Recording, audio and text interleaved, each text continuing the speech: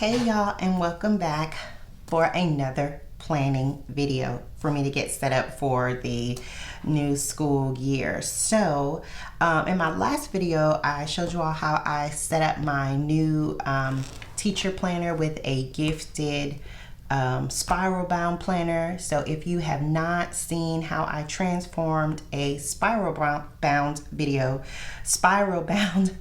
I'm sorry. Whew. Let's start again. So if you have not seen my video on how I transformed the spiral bound planner to a disc bound planner, please check that out. And so while I'm talking about that, before I get into today's video, which is my intervention binder that I'll be using for my new position, I did want to show you all how I made a dashboard, because we were talking about when I set up this video how I needed an extra dashboard and I wanted to kind of keep it in line with where it is here. So I found one. It's not a clear one, so I was like, I didn't want to use that. So I found one, and what I did was I used this paper that I got from Hobby Lobby. Sorry, I used this paper. I traced it out, you know, just put it on here, traced it on out, cut it out, and glued a piece of cardstock on the back because I do want it to be kind of thick. So, and I want it to kind of dress it up, make it a little fancy. So I put some stickers on here, and then I'm going to just cut it out, hole punch it, and we'll see how it works. So I wanted to do that on camera with you guys.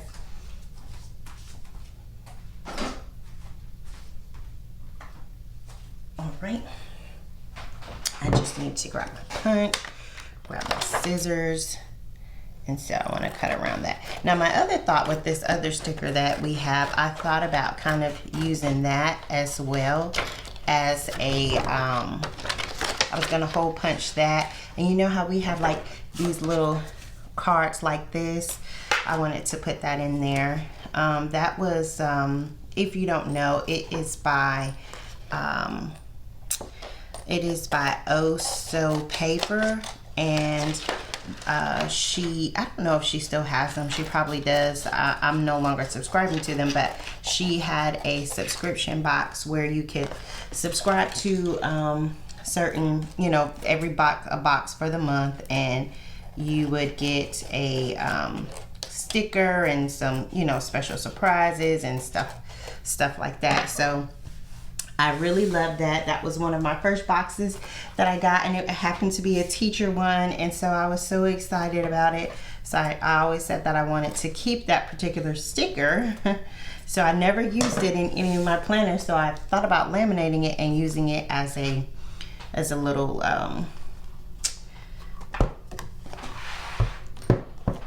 as like a little card or something. So I'm gonna put it in the middle one here, and whew, it's pretty hard to punch. Whew, that's gonna be very thick. So let's see, I wanted it to go in this other here section. I wanted it to divide my notes section. So I wanted it to be here. And so let's pop it in there and see. So, and see how I put just a plain cardstock on the back. It's nice, it's thick, and is it falling? I mean, it's not perfect, but it falls in line with that. And it's, you know, custom made. It's something that I will definitely enjoy. So now on to today's video. So last year, I don't know if it was last year or the year before last, I did make a video of my RTI, response to intervention binder. And so of course it had lots of things as far as for different subject areas like language arts and math, and it also had a special RTI section just to focus on certain students who were on an RTI plan. Well, since I'm going to be an interventionist, all of my students are on an RTI plan, but it's just for ELA, language arts, to help them to get on reading level. So what I have done to customize this binder for me, and if you are a fellow interventionist and you're focusing on one subject area, you might want to do the same thing and have this handy dandy binder to kind of also track the progression of your students, because you want to see them grow and you want to see them start to master those skills. So the first thing that I did was I found the standards for kindergarten through 5th grade. So I found it on an Excel spreadsheet, and so if you take this sheet out, it's folded back so that you can see 4th and 5th grade. So these are the different ELA standards, and they're based on the different sections of reading. So this one is on range of reading and level of text complexity. This one focuses on that's that one. This one focuses on craft and structure. So I have that. The next one is on integration of knowledge and ideas for reading. And this one focuses on, it's the same one. This one focuses on, what was this one? Did I miss it? This is basically their fluency here, how fluent they are with reading and pronouncing and blending letter sounds here. And this is so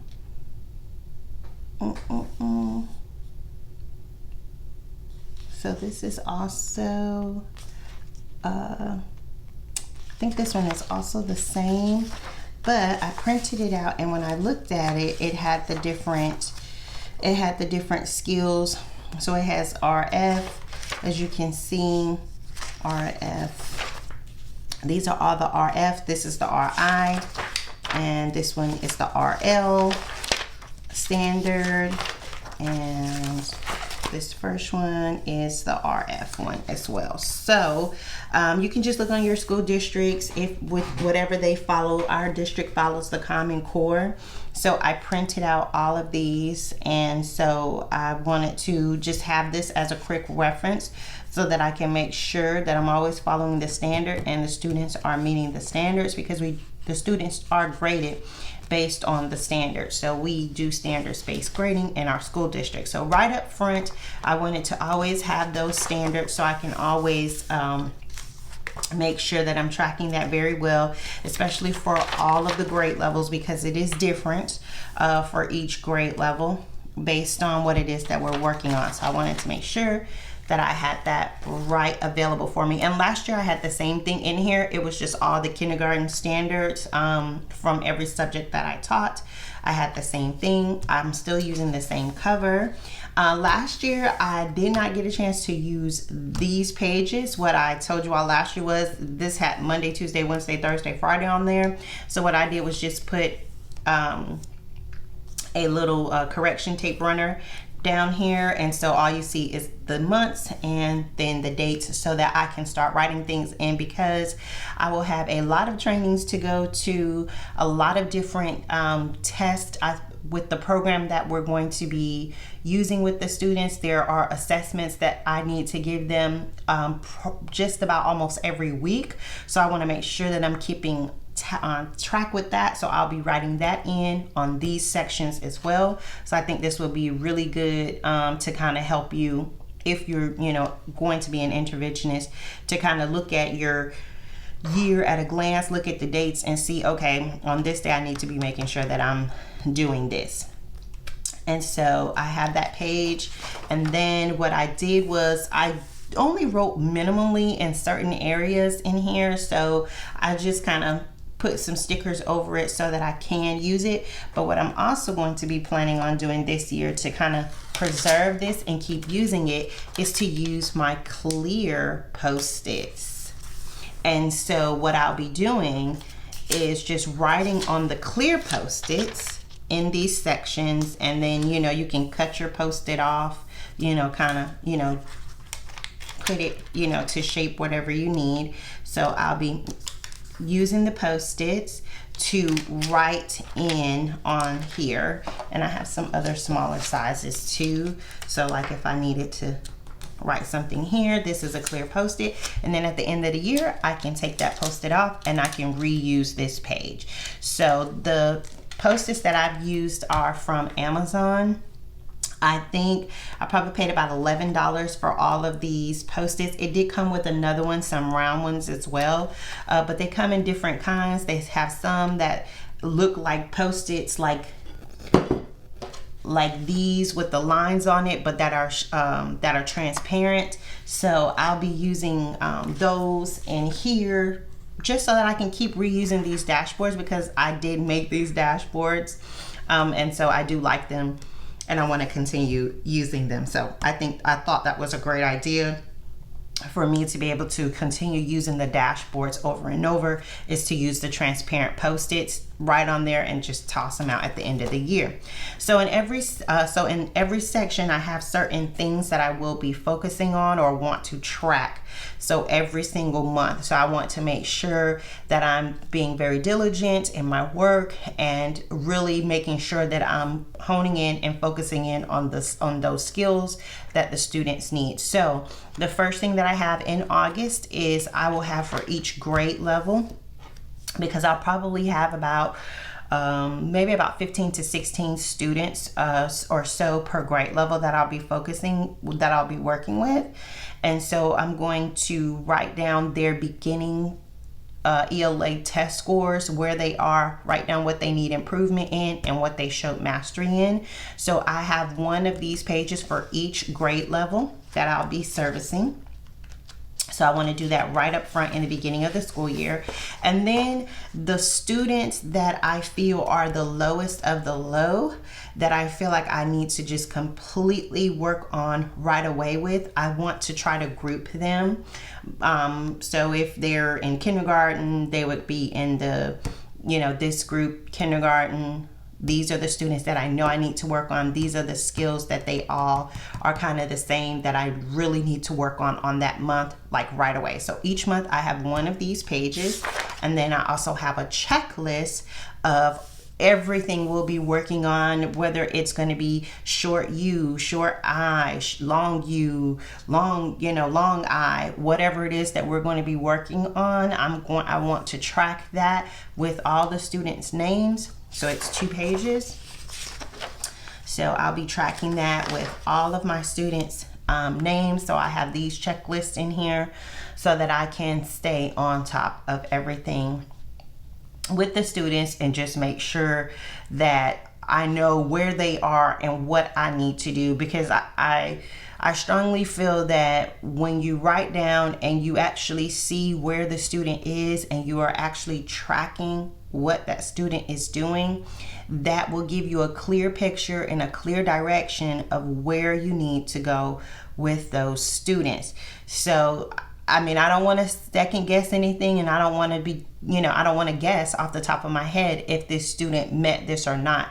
I need to have it physically written down, match with whatever assessment that I have given them, to show that, hey, this student is on track, they're good to go, because I do want to try to move as many kids as I can to their reading level, on grade level, and service some other ones that also need some help as well, because unfortunately we only have 2 interventionists at our school, and of course our role is in high demand for our students. And so the better that I can focus in and make sure that I'm targeting those skills and make sure that they are where they are by tracking and looking at the data and providing the proof that not only I need, but my students need, as well as their teachers need, to show where they are, I think that will be great. So that's basically it. It's very simple. I'll just have my checklist in here for each month, my small group, and only in August will I have these sheets. I'll have these sheets in August, and then I'll have another set in January when we start to do the mid-year. So I have another set here for January, but that's pretty much the setup for the months. And then when you finish the months, section, this was the last month, May, because our school ends in May, so that'll be my last month, pretty much servicing the students. So I have this here, the standard-based student analysis. So this will be for maybe a group of students or just one student in particular, where I really want to, where there's just multiple things that they're maybe missing. So the small group one will just be certain skills like that I need those kids to work on and see how I can move them. But this would be for a student who has lots of different areas that they're not proficient in, that I need to actually help them with.